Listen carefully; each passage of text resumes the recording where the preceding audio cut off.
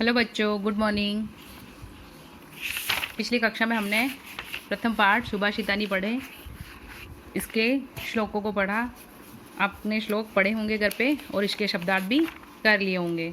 अब हम इसके प्रश्न उत्तर जो है वो आज करेंगे, ठीक है ना। तो पहला प्रश्न है, पाठे दत्तानाम पद्यानाम सस्वरवाचन कुरुत। सस्वरवाचनम कुरुत यानी कि पाठ में दिए गए जो पद्य हैं, ये जितने भी पद्य दिए गए हैं, इनका सस्वर वाचन करना है, इनको बोलना है, ठीक है। ये आपको बोलना चाहिए, इससे आपकी संस्कृत की प्रैक्टिस हो जाएगी, शब्द बोलने की, वाक्य बोलने की प्रैक्टिस हो जाएगी, ठीक है। ये अगर हम क्लास में होते तो हम क्लास में सस्वर वाचन करते, लेकिन अभी हम कक्षा में नहीं हैं, तो आप ये प्लीज़ कीजिए घर पे, एक बार इसका वाचन ज़रूर कीजिए। श्लोकाम शेषु रिक्त स्थानी पूर्यत, ठीक है ना। नीचे जो ये श्लोक दिए हैं इनको पूरा करना है। समुद्र मासाद्य, फिल इन द ब्लैंक्स में इसमें क्या आएगा, भवंत पेयाः, ठीक है। ये आप अपने जो श्लोक है, जो पद्य है, उसमें से देखकर लिख सकते हैं। ख वाला है रिक्त स्थान देश छोड़ के फिर आगे लिखा है वचः मधुसुक्त रसम सृजंती, तो श्रुत्वा, ठीक है ना। तो सज्जन लोग जो है वे सज्जन लोग दुर्जनक, ये श्रुत्वा, आगे का शब्द क्या आएगा, ये श्रुत्वा वचः मधुसुक्तम सृजंती, ठीक है। तीसरा है तद भाग देयम, तो इसका फिल इन द ब्लैंक्स में क्या आएगा, परमः पशुनाम, ठीक है ना। पशुनाम लिखा हुआ है तो इसमें आएगा परमः। फिर है विद्याफलम कृपणस्य सौख्यम, ठीक है। तो इसके बीच में क्या आएगा, विद्याफलम किसका विद्याफल चला जाता है, किसका नष्ट हो जाता है, व्यसनीन। किसका विद्याफलम, विद्या का जो सुफल है नष्ट हो जाता है, वो व्यसनी यानी बुरी लत वाले का विद्या का जो फल है वो नष्ट हो जाता है। फिर है पौरुषम विहाय य अवलंबते, तो यहाँ पे आएगा देवम, ठीक है ना। यहाँ पे देवम आएगा। चिंतनीया ही विपदाम आदावेव प्रतिक्रिया, ठीक है। यहाँ पर क्या आएगा, आदावेव प्रतिक्रिया। फिर प्रश्न है प्रश्न नाम उत्तराणी एक पदेन लिख, एक शब्द में उत्तर देना। व्यसनिन किम नश्यति, व्यसनी जो होता है, जो बुरी लत वाला, उसके किस चीज़ का नाश हो जाता है, तो उत्तर है विद्यायाः, ठीक है, विद्याफलम। इसका उत्तर क्या है, विद्याफलम, यानी कि विद्या के फल का नाश हो जाता है। कस्य यशः नश्यति, किसका नश्य समाप्त हो जाता है, तो लुब्धस्य, इसका उत्तर क्या है, लुब्धस्य, लोभी जो होता है इसका जो है यश का नाश हो जाता है। मधुमक्षिका किम जनयति, मधुमक्षिका जो होती है वो किसका निर्माण करती है, किसको उत्पन्न करती है, तो माधुर्य, माधुर्य यानी शहद को, जो किसका सूचक है, मधुरता यानी मिठास का सूचक है, ठीक है ना। मधुर सुक्त रसम के सृजंती, मीठे जो वचन है वो जिनका सृजन कौन करता है, तो संतः, सज्जन लोग जो होते हैं वो अच्छे वचन का निर्माण करते हैं, उत्पन्न करते हैं। अर्थिन केभ्य विमुखा न यंती, ठीक है ना। जो याचक होते हैं उनको कौन विमुख नहीं करता है, तो वृक्षेभ्य, वृक्षेभ या महिरूहा, ठीक है ना।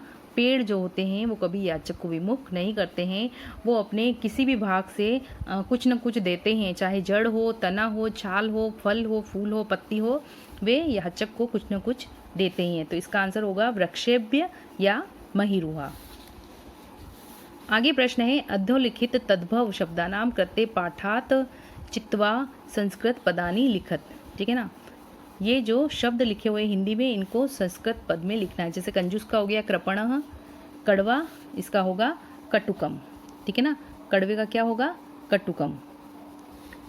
पुच्छ इसका हो जाएगा पुच्छ, पूंछ का क्या हो जाएगा, पुच्छः। लोभी लुब्धः, मधुमक्खी मधुमक्षिका, तिनका तृणम, ठीक है। कड़वा कटुकम, पूंछ पुच्छ, लोभी लुब्धः, मधुमक्खी मधुमक्षिका, तृणम तिनका तृणम। फिर है प्रश्न 5, अद्योलिखितेषु वाक्येषु कृतपदम क्रियापदम च चित्वा लिखत, ठीक है ना। निम्नलिखित वाक्यों को कृतपद व क्रियापद का चयन करके लिखना है। तो पहला वाक्य है संत मधुर सुक्त रसम सृजंती, ठीक है। तो इसमें कर्ता कौन है, संत, ठीक है। निर्माण कौन कर रहा है, संत कर रहे हैं। और क्रिया क्या हो गई, सृजंती, सृजंती है निर्माण करना। ठीक है। दूसरी है निर्गुणम प्राप्य भवन्ति दोषा। दूसरा प्रश्न है निर्गुणम प्राप्य भवन्ति दोषा। ठीक है ना। तो इसमें कर्ता क्या है, दोषा, और क्रिया क्या है, भवन्ति। ठीक है ना। इस वाक्य में गुण जो है वो कर्ता है और भवन्ति जो है क्रिया, दोष जो है वो कर्ता है और भवन्ति जो है वो क्रिया है। ठीक है ना। तो दोषाः भवन्ति। तीसरा है गुणगेषु गुणा भवन्ति। ठीक है ना। गुणगेषु गुणा भवन्ति। तो इसमें कर्ता क्या है, गुणा है। ठीक है। और क्रिया क्या है, भवन्ति है। क्रिया भवन्ति है। फिर ग वाला प्रश्न है मधुमक्षिका माधुर्यम जनयेत। मधुमक्षिका माधुर्य जनयेत, यानी कि मधुमक्खियाँ जो होती है वो शहद उत्पन्न करती है। तो इसमें कर्ता कौन है, मधुमक्षिका, और क्या कर रही है वो, जनयेत यानी उत्पन्न कर रही है। ठीक है। फिर है पिशुनश्च मैत्री यशः नश्यति। तो पिशुनश्च की मैत्री जो है वो है कर्ता, और क्रिया क्या हो गई, नश्यति। क्रिया क्या हो गई, नाश्यति। ठीक है। फिर है नद्यः समुद्रमासाद्य अपेयाः भवन्ति। ठीक है। तो इसमें कर्ता हो गया नद्य यानी नदियाँ, और जो क्रिया है वो हो गई भवन्ति। ठीक है। तो इस प्रकार इसमें से आपको कर्ता और क्रिया छांटकर लिखनी है। आपको क्या करना है, ये सारणी बनानी है। ठीक है। तो ये सारणी बनाकर आप एक तरफ ये लाइन लिखेंगे, क का प्रश्न लिखेंगे, फिर उसके नीचे लिखेंगे आप कर्ता और दूसरी तरफ लिखेंगे क्रिया। कर्ता के सामने लिखेंगे आप ये संत, और क्रिया के सामने लिखेंगे सृजन्ति। उसी प्रकार फिर दूसरा प्रश्न लिखोगे निर्गुण वाला, उसके भी कर्ता और क्रिया इसी प्रकार लिखने हैं। ठीक है। फिर प्रश्न है रेखांकितानि पदानि आधृत्य प्रश्न निर्माणम कुरुत। ठीक है ना। जो रेखांकित पद्य दिए गए हैं उनके प्रश्नों का निर्माण करना है। गुणाः गुणगेषु गुणा भवन्ति। ठीक है। तो ये गुणा है तो ये प्रश्न बनेगा, गुणों को जानने वालों के तक ही गुण होते हैं। तो इसका प्रश्न क्या बनेगा, के गुणगेषु गुणा भवन्ति। यहाँ पर क्या आ जाएगा गुणा की जगह प्रश्न में, इसका उत्तर जो लिखेंगे तो उसमें आएगा के गुणगेषु गुणा भवन्ति। दूसरा प्रश्न है नद्यः सुस्वादोतया भवन्ति। नदियाँ स्वादिष्ट जल वाली होती है। ठीक है। तो इसका प्रश्न क्या बन जाएगा, काहा, क्योंकि ये एक स्त्रीलिंग शब्द है। ठीक है। तो काहा सुस्वादोतयाः भवन्ति। फिर तीसरा है लुब्धस्य यशः नश्यति। किसके यश का नाश हो जाता है। तो तीसरा प्रश्न क्या बनेगा, कस्य। लुब्धस्य की जगह क्या आ जाएगा, कस्य यशः नश्यन्ति। चौथा प्रश्न है मधुमक्षिका माधुर्यमेव जनयति। ठीक है ना। तो का माधुर्यमेव जनयति। ठीक है। फिर पांचवा प्रश्न है तस्य मूर्धन्यः तिष्ठन्ति वायसा। तो तस्य कस्मिन्, मूर्धन्य की जगह आ जाएगा तस्य। ठीक है। तस्य कस्मिन् तिष्ठन्ति वायसा। मूर्धन्य की जगह आएगा कस्मिन्, तस्य नहीं आएगा। ठीक है।